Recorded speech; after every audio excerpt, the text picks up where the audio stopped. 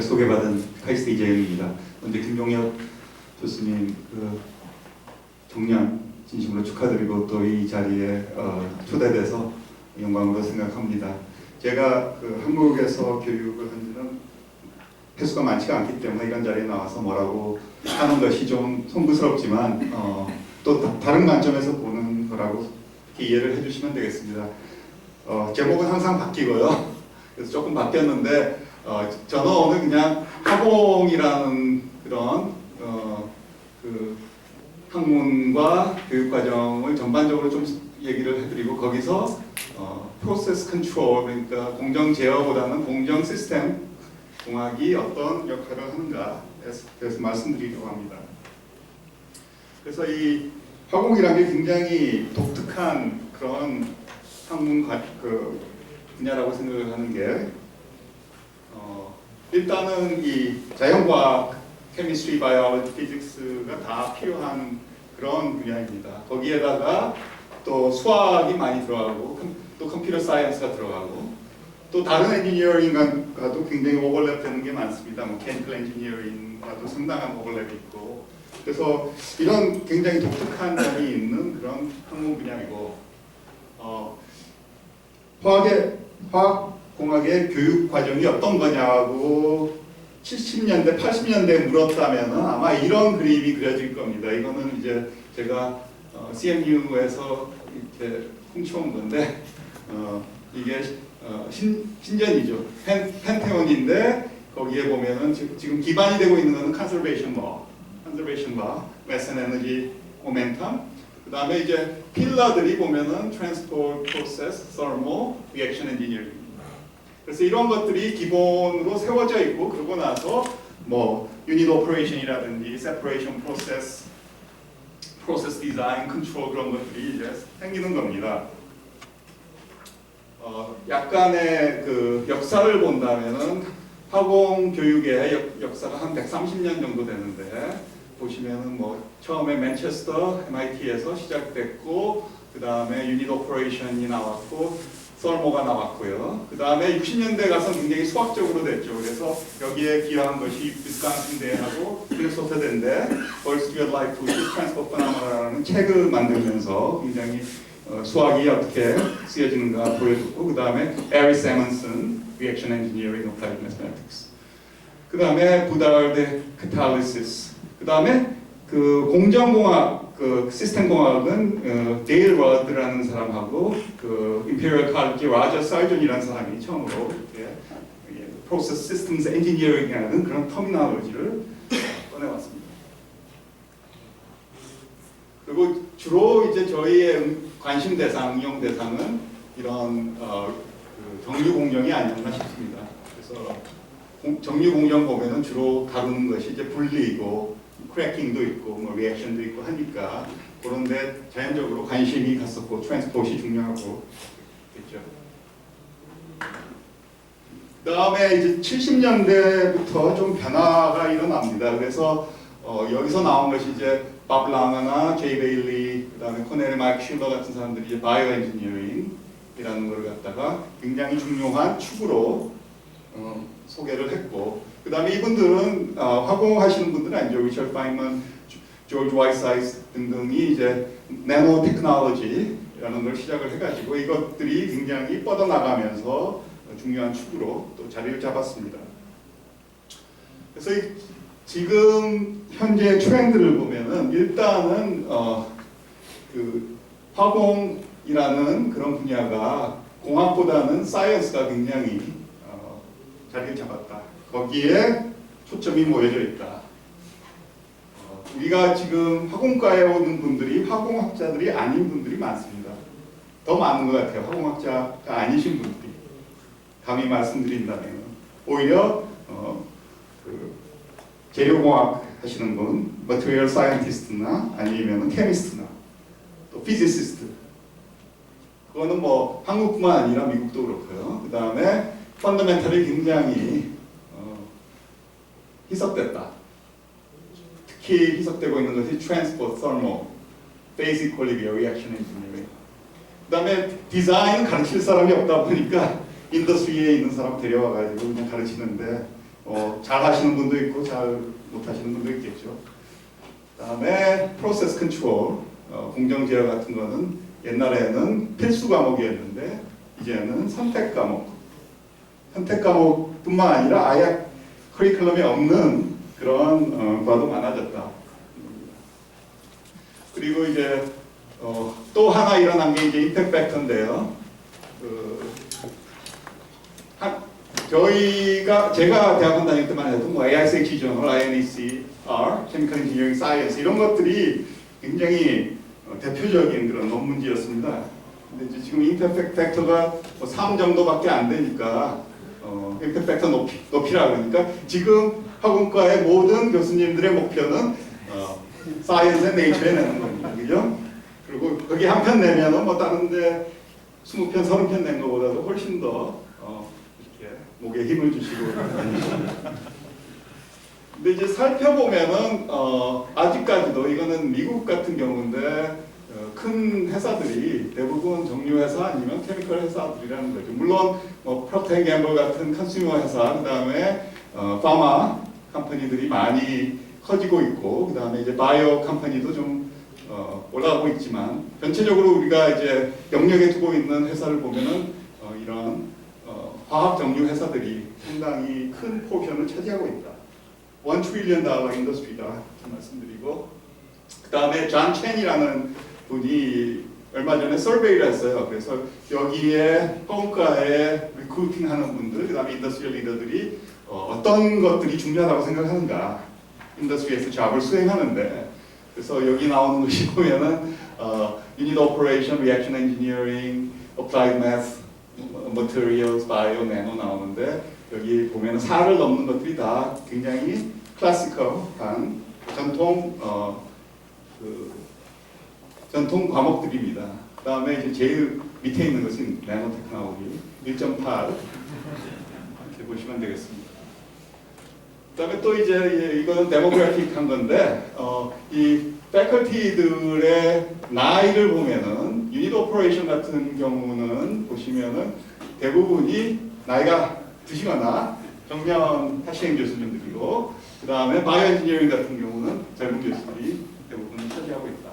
그래서 이게 이제 이렇게 가만히 있는 게 아니라 점점 갈 테니까 그 뒤에 뭐가 나올지는 모르겠지만 곧 바이오 엔지니어링, 머티리얼이 허공에 모든 게 되지 않을까 하는 그런 염려도 있습니다.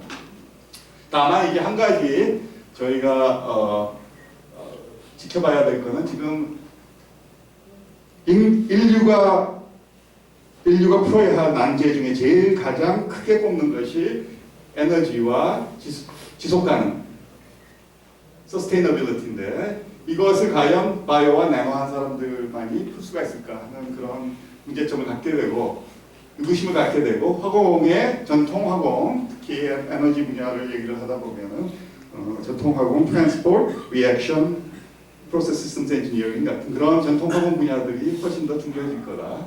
뭐 에너지도 있지만 그 다음에 또 환경 문제, 그래서 그 글로벌 워밍이라든지 그 다음에 요새 문제가 되는 미세먼지 등등 트랜스포트이 빠질 수는 없겠죠.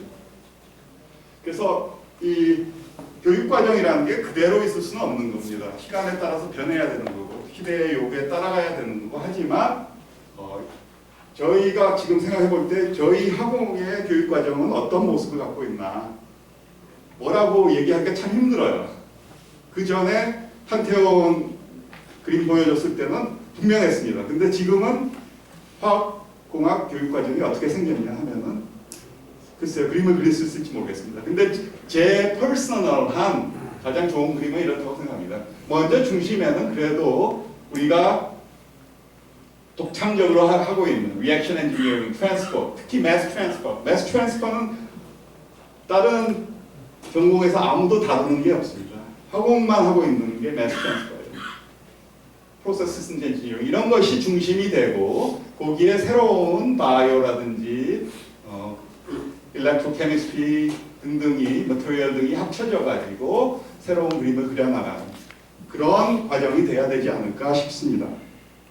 그 다음에 이제 화공이 굉장히 좋은 것이 여러 가지가 굉장히 이렇게 융합되고 또 컨버지하는 그런 디서플린이기 때문에 요새 모든 사람들이 얘기하고 있는 게 퓨전과 컨버전스입니다. 그죠? 그래서 보시면 60년대부터 쭉 이렇게 떨어져 있던 것들이 점점 모여오고 그래서 borderless 시스템이니 그런 얘기들이 많은데 화공이 정말 그런 exemplary한 그런 분야가 될 수 있다. 저는 그렇게 생각을 하고 있습니다. 그 다음에 또 한 가지 측면에서 본다면 이제 이런 그 사이언스에서부터 시작해가지고 그거를 갖다가 스케일업하고 제품화하고 또 비즈니스를 하기 위해서는 아주 다양한 아주 넓은 렌즈 스케일, 타임 스케일, 스펙트럼이 인볼브가 됩니다. 보시면 퀀텀 메카닉스 아까 말씀해주신 부터 몰러큘러 다이내믹스 그 다음에 미소 스케일 우리가 클래시컬 케미컬 엔지니어링에서 많이 다뤘죠. 프로세스 시뮬레이션, 유닛 오퍼레이션, 유닛 디자인 그 다음에 그 위에는 뭐 엔터프라이즈도 있을 거고 있는데 대부분 그 사이언스 하시는 분들, 자연과학 하시는 분들은 요 랭스케일에서 놉니다. 몰러큘 가지고 아니면 세럼 몰러큘 가지고 얘기를 하시고 그 다음에 인더스트리얼 엔지니어링이나 에코노미스트, 비즈니스 하시는 분들은 저 위에 서 있습니다. 그렇죠? 그러면 중간에 이제 이걸 엮어야 됩니다. 앞으로는 왜냐하면 프로덕트 자체가 굉장히 sophisticated 되고 굉장히 그 복잡해지기 때문에 이걸 비즈니스 하는 데는 이 랜스케이프들이 다 seamlessly 연결이 돼야지 가능한데 이런 걸 할 수 있는 게 허공하시는 분밖에 없다고 생각합니다. 이렇게 넓은 랜스케이프를 다루는 학문은 허공밖에 없다고 생각을 합니다. 그것이 저희의 어떻게 보면 아이덴티티다. 그렇게 볼 수가 있겠습니다. 그래서 앞으로 이 허공을 한 저희 교육받은 이 졸업생들은 일단은 몰러큘을 알아야 될 거고요. 몰러큘러 디스커버리부터 시작을 해서 자기가 몰러큘러 디스커버리를 안 해도 몰러큘을 이해해서 디스커버한 것을 이해를 해야 됩니다. 그래서 그런 것들을 가지고 프로덕트를 포뮬레이트하고 디바이스를 만들고 그 매니팩처링 시스템을 만들고 그리고 스케일업하고 하는 그런 스킬이 필요하다고 생각합니다. 그 다음에 테크놀로지뿐만 아니라 저희 학생들이 또 더 나아가서는 소시오 에코노믹 트렌드, 그 다음에 환경, 사이언스, 아트, 컬처, 그 다음에 에틱스 그런 모든 분야가 합쳐져 있는 거기 때문에 이런 컨버전스 시대에서는 이런 것들을 다 통합적으로 이해할 수 있는 그런 교육이 필요하다고 생각합니다. 자, 그런 거는 이제 전반적인 말씀을 드린 거고 제가 하는 분야는 프로세스 시스템스 엔지니어링 공정공학입니다. 이게 뭐냐? 첫 번째로는 위키피디아에 뭐냐 알고 싶으면 위키피디아를 찾아갑니다. 구글을 치면 위키피디아가 제일 먼저 나옵니다. 그래서 보시면은 이렇게 정의가 되어 있습니다. Synthesis, design, operation, control, and optimization of chemical, physical, biological processes. 그 다음에 여기서 중요한 것이 systematic computer-based method를 가지고 한다. 이런 것들을 한다. 그 다음에 인더스트리는 petrochemical, mineral processing, advanced material, food, pharmaceutical, biotechnology. 그래서 아까 말씀드렸듯이 이 플랜 오퍼레이션 비즈니스를 갖다가 운영하는데 이런 그 상당한 넓은 랜드스케일, 타임스케일이 있는데 컴플렉시티도 있고 이런 것들을 갖다가 다 엮어야 되는데 이 엮을 수 있는 사람이 케미컬 엔지니어로 특히 잘 엮도록 트레인을 받는 사람이 공정공학을 시스템공학을 한 사람들입니다. 시스템 전체를 시스템으로 봐야 되니까 어떻게 하든 이런 그 타임스케일과 랭스케일과 컴플렉시티가 상당히 다른 것들을 갖다가 통합을 시켜야 되는 겁니다. 그래서 공정 시스템 공학은 한마디로 말해서 저는 인터그레이터다. 모든 것을 갖다가 통합시켜주는 그런 학문 분야이다. 퍼즐을 많이 해보셨겠지만 퍼즐 피스들이 많습니다. 그래서 얘네들을 갖다가 잘 모으면은 그림이 됩니다. 학생들 입장에서는 뭐 트랜스포트 배우고 설모도 배우고 뭐 많이 배웠는데 이런 것들을 어떻게 엮어서 그림을 가지고 나갈까 하는 그런 의문을 갖게 됩니다. 그래서 그런 점에서 공정 시스템이라는 건 굉장히 중요하다 그렇게 생각을 합니다. 그래서 지금 이제 프로세스 컨트롤, 프로세스 시스템스 엔지니어링 과목에 대해서 뭐를 가르쳐야 되는가, 첫 번째는 뭐를 가르쳐야 되는가, 두 번째로는 어떻게 가르쳐야 되는가에 대해서 제 소견을 말씀드리려고 합니다. 제 소견을 첫 번째로는 가르쳐야 되는 것은 일단은 인터그레이션이죠. 그래서 이런 케미컬 엔지니어링 펀더멘털이 어떻게 인터그레이트돼서 인터그레이트를 할 수 있는 그런 것은 이제 매스 앤 에너지 밸런스겠죠. 아까 보여드렸듯이 어떻게 인터그레이트돼서 매스매티컬 모델이 되는지 하는 그런 걸 가르쳐야 되고, 두 번째로는 스케일이 굉장히 다른 것들이 연관성이 있고 어떻게 연관성이 있고 얘네들을 어떻게 연결을 시킬 것인가. 스태티스티컬 설모와 클래시컬 설모는 어떤 관계가 있을까? 그 다음에 설모는 세퍼레이션 프로세스에 또 어떻게 연결이 될까? 등등. 그 다음에 이제 데이터가 중요하니까 데이터 컬렉션, 애널리틱스가 들어가야 될 거고요. 그 다음에 이제 좀 전에 그 연사분도 말씀하셨듯이 마던데이 그 컴퓨터 툴들을 어느 정도는 소개를 해야 된다고 생각합니다. 다만 이것이 블랙박스처럼 이렇게 보여져서는 안 되겠죠. 마지막으로는 최적화라는데요. 최적화는 모든 분야에서 다 나오는 문제고, 프로덕트 포뮬레이션을 하든 뭐 프로세스를 하든 그래서 이 최적화의 기본은 가르쳐야 된다고 생각하고 이걸 학부 때 가르쳐야 된다고 생각합니다. 물론 그 최적화하면은 뭐 우리가 흔히 말하는 매스매티컬 프로그래밍이 있는데 그 외에도 요새 말하는 인공지능의 그 학습, 기계 학습 그런 테크닉도 이제 많이 가르쳐 가야 되겠죠. 그런 컨텐츠를 가지고 구성을 했으면 좋겠습니다. 그래서 프로세스 디자인, 프로세스 컨트롤 이렇게 나눴던 것을 조금 더 리디파인해서 이런 과목, 이런 것들을 갖다가 통합적으로 가르치는 그런 시퀀스가 만들어져야 되지 않을까 생각하고요. 그 다음에 어떻게 가르쳐야 되는가? 이거는 뭐 여러분들이 다 동의하실 겁니다. 저희가 가르쳐온 방법은 일단은 메소드나 시어리를 가르쳤고 그 다음에 애플리케이션을 가르쳤습니다. 근데 이것이 대부분의 학생에게는 잘 맞지가 않는 것 같고요. 제 경험으로는 일단은 문제를 제시를 하고 그 문제 안에서 이런 이론이 필요하다든지 이런 방법론이 필요하다든지 해서 소개를 하는 것이 훨씬 더 이펙티브한데 왜 안 하느냐? 이거는 교수님들이 좀 시간이 많이 걸리기 때문에 귀찮아서 안 하는 경우도 많은 것 같아요. 그래서 제가 생각하는 거는 이런 프로블럼들을 갖다가 혼자 하려고 그러지 말고 협력해서 컬렉션을 만들어서 같이 공유를 하면은 좋아지지 않을까 생각합니다. 교육이라는 것은 감히 말씀드린다면은 가르치는 사람이 가르치고 싶은 걸 가르치는 게 아닙니다. 가르쳐야 될 걸, 배워야 될 걸 가르쳐 주는 것이 교육이라고 생각을 하고요. 그 다음에 지금까지는 이제 리파이너리, 페트로케미컬 이런 쪽을 주로 대상으로 삼았다면은 앞으로 이제 화공이 바뀌는 거는 이런 애플리케이션 도메인이 바뀔 거라는 거기 때문에 이 펀더멘털은 비슷하게 남아있더라도 이 바이오 머티리얼 등등에 어플라이를 시켜야 된다. 그래서 아까 퀀텀 케미스트리 말씀하셨는데 저는 굉장히 좋다고 생각합니다.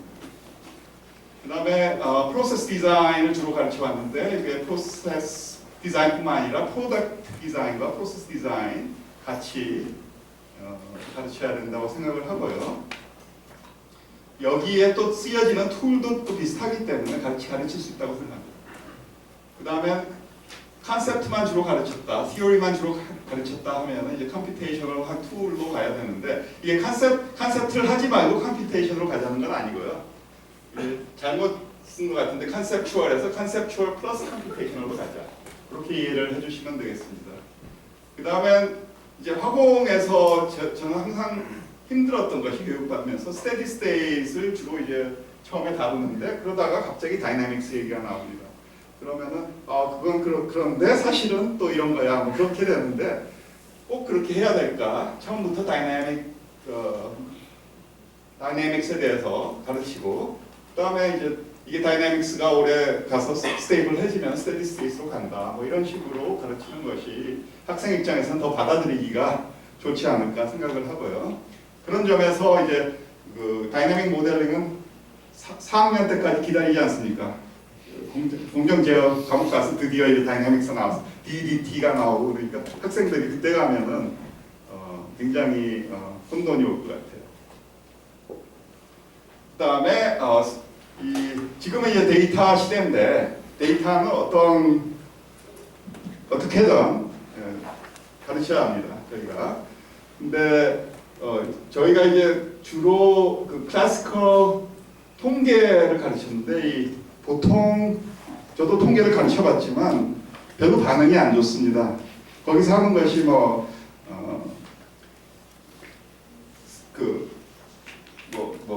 K-value니 그다음에 hypothesis testing, ANOVA test 그런 건데 사실 뻔한 얘기를 갖다가 굉장히 theoretical하게 만든 듯한, abstract하게 만든 듯한 그런 느낌이 나거든요. 그래서 그거보다는 이제 트렌드에 맞춰서 이걸 갖다가 방법적 논적으로 데이터 아나리틱스, 머신 러닝 쪽으로 가르치는 것이 맞지 않나. 그 다음에 이제 그쪽으로 계속 더 공부를 하겠다면은 거기에 이론을 더 가미해서 통계 티어리를 가르치죠. 그 다음에 이제 이거는 공정제어 과목인데요. 공정제어 과목 하고 나면은 기억하는 것이 러플라스 트랜스폼하고 보디플라시입니다. 근데 사실 그 자체는 그다지 중요하지가 않아졌거든요. 그래서 지금은 이제 타임 도메인 쪽에 굉장히 많이 테크닉이 만들어졌기 때문에 저희가 학생들이 쉽게 이해할 수 있는 그런 타임 도메인 쪽으로 가야 되겠다. 그런 생각입니다. 예, 그밖에 뭐 example이 있는데 시간이 다 된 것 같으니까 이쯤에서 마치겠습니다. 감사합니다.